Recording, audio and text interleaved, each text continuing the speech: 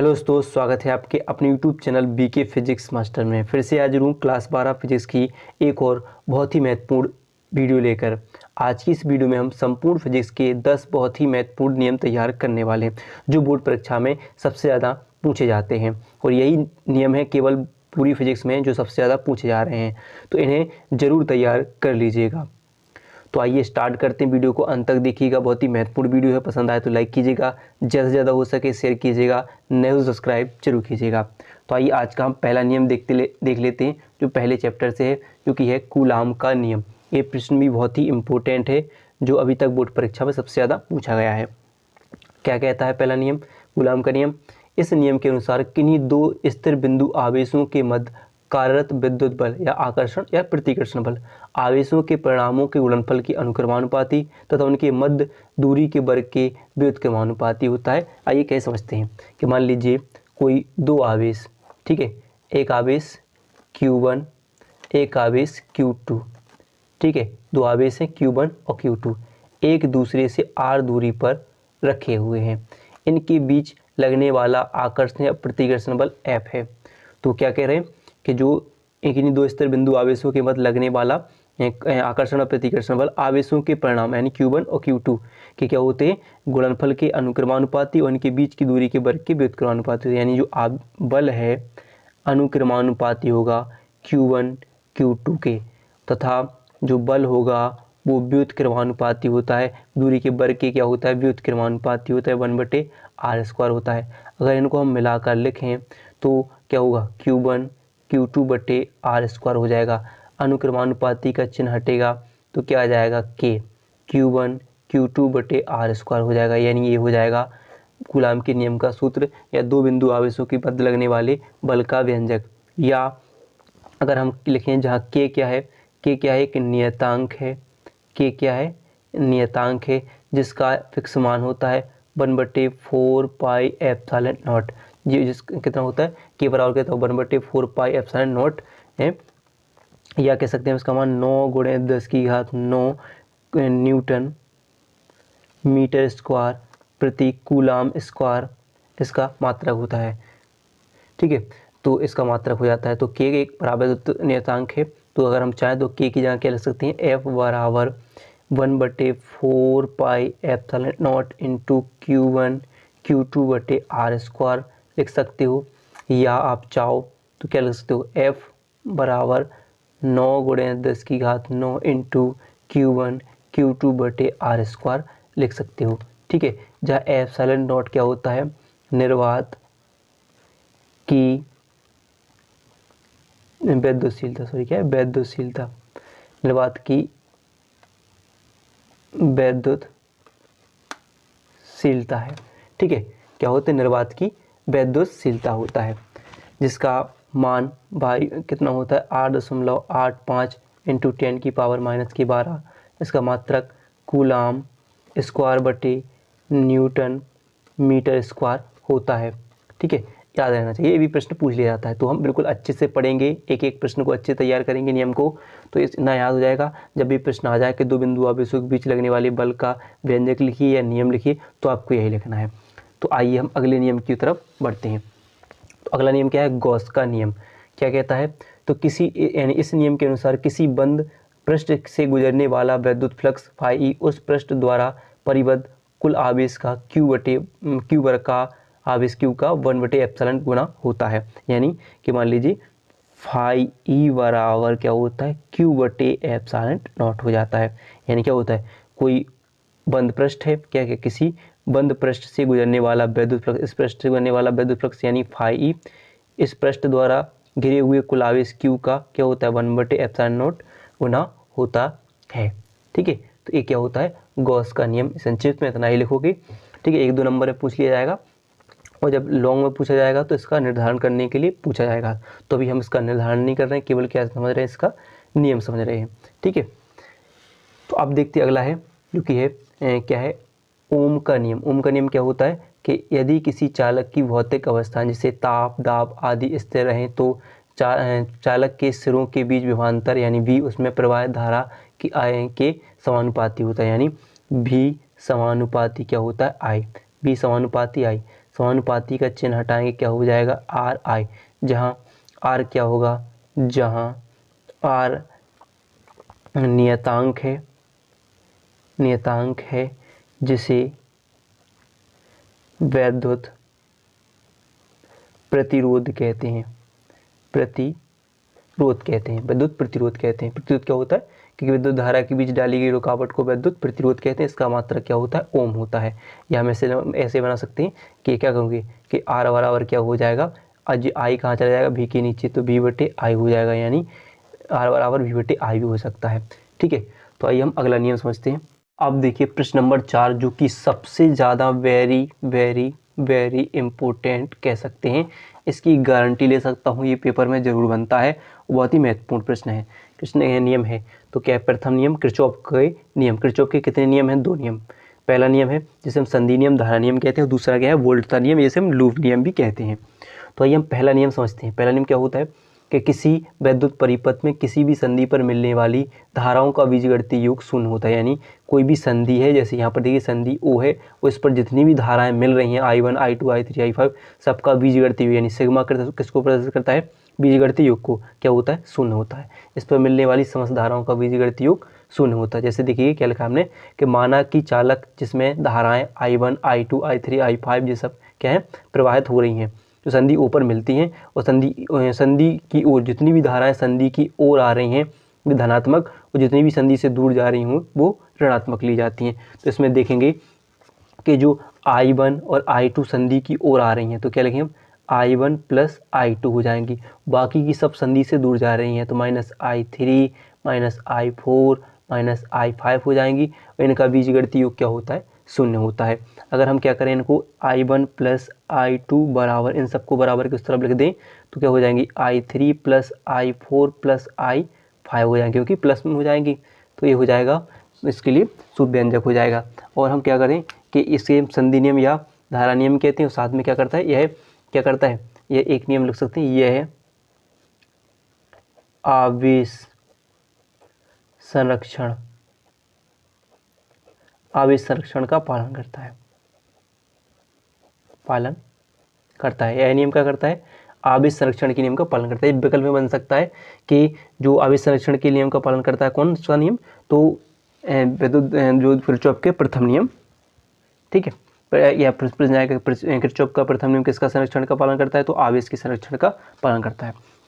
अब देखिए द्वितीय नियम क्या होता है, जिसे हम लूप नियम या वोल्टता नियम भी कहते हैं। क्या कहता है कि किसी परिपथ में प्रत्येक लूप या बंद पास के विभिन्न भागों में प्रवाहित होने वाली धाराओं एवं संगत प्रतिरोधों के गुणनफलों का बीजगणितीय योग उस पास या लूप में लगने वाले समस्त विद्युत वाहक बलों के बीजगणितीय योग के बराबर होता है। क्या पढ़ा हमने कि किसी परिपथ में प्रत्येक लूप या बंद पास में बहने वाली धारा, जो एक बंद पास, यहाँ पर देखिए हम यहाँ पर नाम दे सकते हैं ABCDE और F नाम दे सकते हैं हम, ये बंद पास हैं, इनकी विभिन्न खंडों में बहने वाली धारा यानी I, और इसका संगत प्रतिरोध R का गुणनफल, इन दोनों का गुणनफल उस लूप में लगे विद्युत वाहक बल के बीजगणितीय योग के बराबर होता है।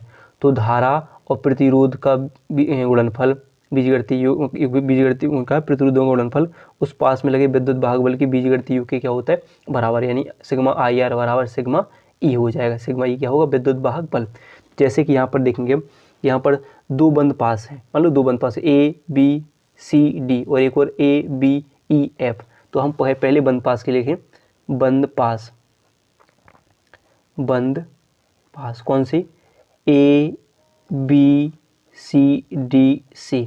तो हम क्या करेंगे, ABCDC। तो इसमें देखेंगे कि इसमें धारा क्या है, इसमें धारा क्या मान लेते हैं हम, I1 है। क्या है धारा, I1 है। इसमें धारा क्या है, I1 है। इसका संगत प्रतिरोध क्या है, R1 है कि नहीं, I1 R1। अब देखिए जब जो धारा एक दूसरे की, देखिए ये धारा कहाँ से आ रही है, इस तरफ की ओर आ रही है, और ये कहाँ पर जा रही है, इसके विपरीत, उसके उल्टी तरफ जा रही है, तो ये दोनों विपरीत दिशा में है, तो हम माइनस का चिन्ह लगाएंगे। और दूसरी धारा क्या है, I2, दूसरे लूप में, पहले लूप की बात कर रहे हैं, पहले पास की, और इसमें संगत प्रतिरोध क्या है, R2 है। और इसमें लगा विद्युत वाहक बल क्या होता है, तो देखिए इसमें E1 और E2 है, तो E1 माइनस क्या हो जाएगा, E2 हो जाएगा। तो इसके लिए ये सूत्र बन जाएगा। इसी प्रकार हम बंद पास कौन सी, ABEF EF से। तो इसमें भी क्या हो जाएगा कि देखिए इसमें जो धारा है, देखिए आप इसको देखिए यहाँ से चलेंगे तो I2 और I धारा है, देखो I2 संगत प्रतिरोध क्या है R2। अब देखिए ये क्या हो रही, ये भी इस तरफ जा रही हो, ये भी इस तरफ जा रही है, तो दोनों क्या होंगे, एक दूसरे से चल के जुड़ के जाएंगी। तो यहाँ पर लगाएंगे प्लस, इसमें धारा क्या है I1 प्लस I2, संगत प्रतिरोध क्या है R3। इनका विद्युत भागबल क्या लगा इसमें, देखिए केवल क्या है E2 है, तो हम क्या लिखेंगे E2, तो ये लिख देंगे। तो इसके लिए ये सूत्र हो जाएगा। तो इसी के लिए लिखते हैं। अगर बात करें यह है तो यह है ऊर्जा संरक्षण, यह करता है ऊर्जा संरक्षण को प्रदर्शित करता है, ऐसे लिख सकते हैं, प्रदर्शित करता है, यह ऊर्जा संरक्षण को प्रदर्शित करता है। तो आइए हम अगला नियम समझ लेते हैं। तो अगर वीडियो पसंद आ रही हो तो लाइक जरूर कीजिएगा, ठीक है। तो अपने कितने नियम हो चुके हैं, अपने नियम हो चुके हैं 5 हो चुके हैं। अगला छठवां नियम क्या है, एम्पियर का परिपथीय नियम। तो एम्पियर का परिपथीय नियम क्या होता है, तो इस नियम के अनुसार किसी बंद परिपथ की सीमा के अनुदिश चुंबकीय क्षेत्र B का रेखीय समाकलन पथ द्वारा घिरी धारा I का μ0 गुना होता है। यानी समाकलन B इंटू DL बराबर म्यू इंटू आई, μ0 इंटू आई होता है। यानी क्या होता है कि किसी बंद परिपथ की सीमा के अनुदिश चुंबकीय क्षेत्र क्या होता है B का रेखीय समाकलन उस पथ द्वारा घिरी, देखिए एक समाकलन उस पथ द्वारा घिरी धारा का μ0 गुना होता है। तो हो जाएगा नहीं, रेखीय समाकलन B इंटू DL बराबर μ0 इंटू आई हो जाएगा। ऐसे होते एम्पियर का परिपथीय नियम।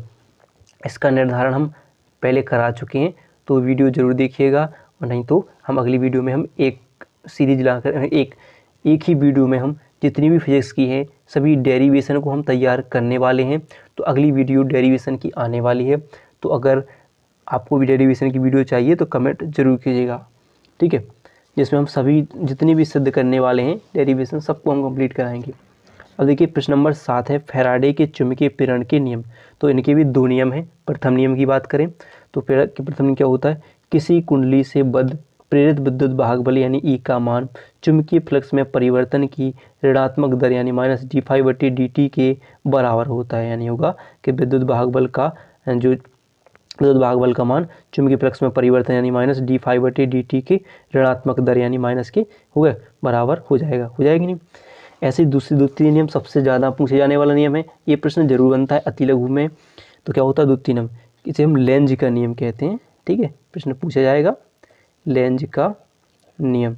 तो लेंज का नियम क्या है, तो किसी परिपथ में प्रेरित विद्युत भागबल अथवा प्रेरित धारा की दिशा सदैव ऐसी होती है कि यह उस कारण का विरोध करता है जिससे वह स्वयं उत्पन्न होती है। क्या होती है, कोई परिपथ है इसमें प्रेरित विद्युत भागबल और प्रेरित धारा ऐसी होती है कि वो उसी कारण का विरोध कर लेती है जिससे वो स्वयं उत्पन्न हो जाती है। तो इसे लेंज का नियम कहा जाता है।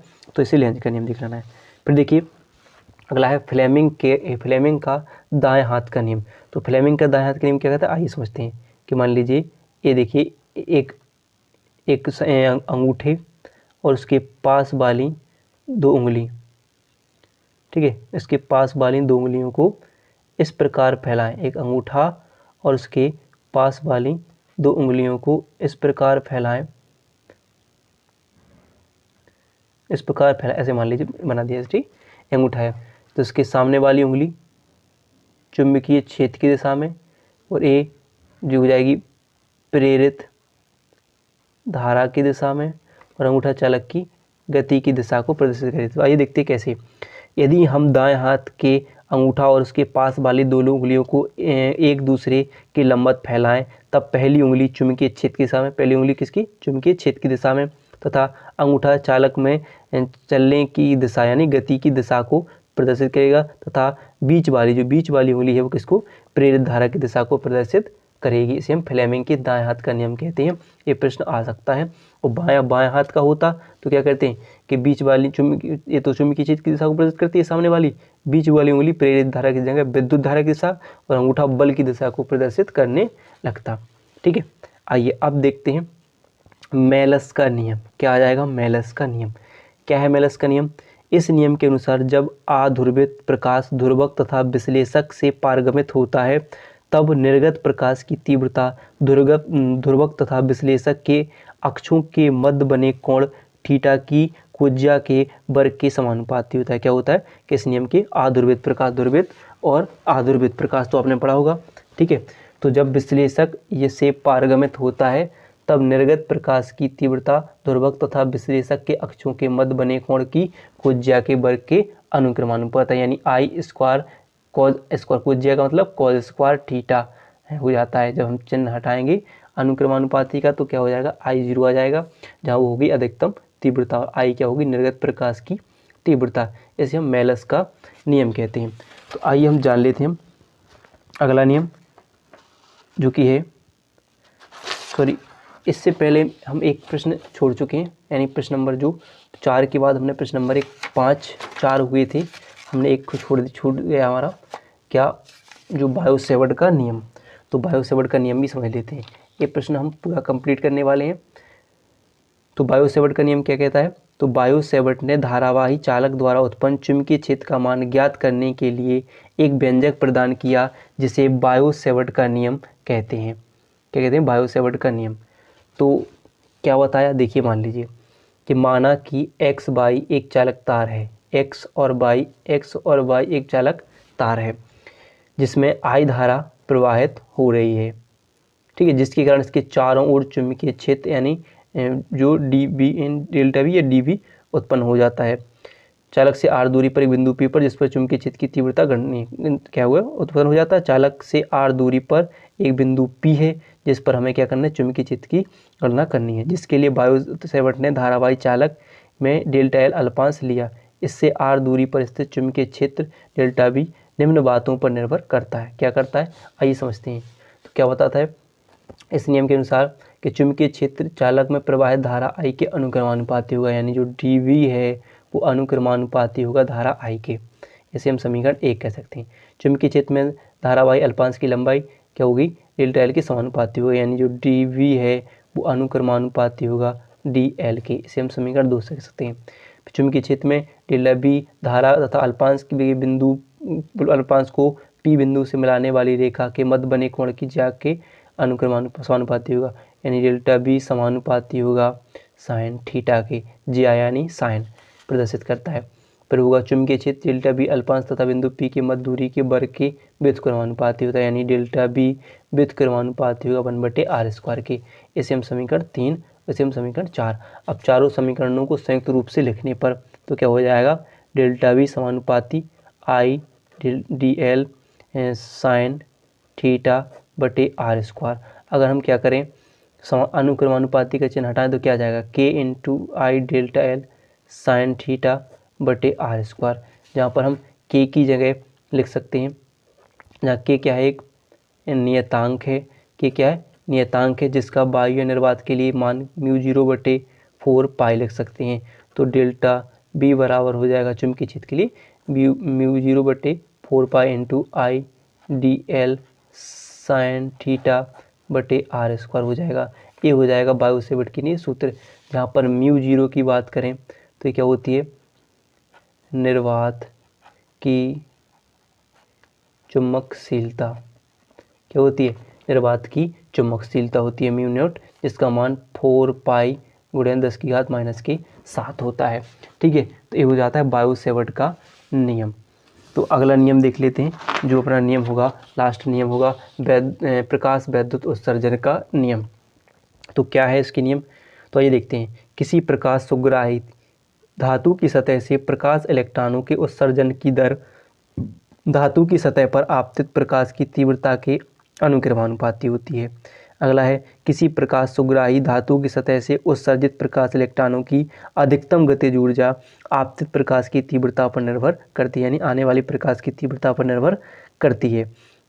किसी प्रकाश सुग्राही धातु की सतह से उत्सर्जित प्रकाश इलेक्ट्रॉनों की अधिकतम गतिज ऊर्जा आपतित प्रकाश की आवृत्ति बढ़ाने पर बढ़ती है। अगर आवृत्ति बढ़ाई जाए तो उतने प्रकाश इलेक्ट्रॉन उत्सर्जित होंगे। फिर क्या है? किसी दिए गए प्रकाश सुग्राही पदार्थ के लिए एक निश्चित न्यूनतम आवृत्ति होती है, जिससे कम आवृत्ति पर धातु के पृष्ठ से प्रकाश इलेक्ट्रॉनों का उत्सर्जन नहीं होता है, चाहे आपतित प्रकाश कितना भी तीव्र क्यों ना हो। ये नियम क्या हो जाएंगे? आपके नियम हो जाएंगे, प्रकाश प्रस्तुत उत्सर्जन का नियम। और इतने नियम आप तैयार कर लीजिएगा, पेपर में जरूर आएंगे इनमें से नियम। अगर आएंगे तो वीडियो पसंद आए हो तो वीडियो को लाइक और चैनल को सब्सक्राइब करना ना भूलिएगा।